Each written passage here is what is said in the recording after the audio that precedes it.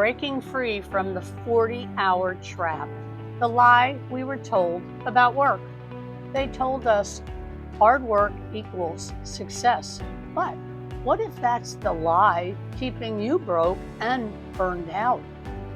I gave 40 plus hours a week to a job and career that drained me. I followed all the rules until one day I realized the rules were broken.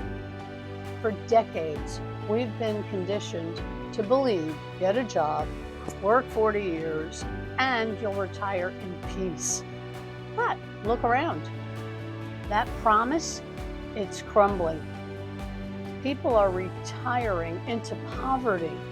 Seniors are working and returning to work, not because they want to, but because they have to. I knew I had to do something different. I wasn't lazy. I wasn't too old. I was just stuck in a system built to keep me dependent. So I made 3 major shifts. I ditched the idea that more hours equals more success. I learned how digital automation could do the heavy lifting for me. I followed a proven blueprint that let me start with no experience. I mean 0 experience. The result?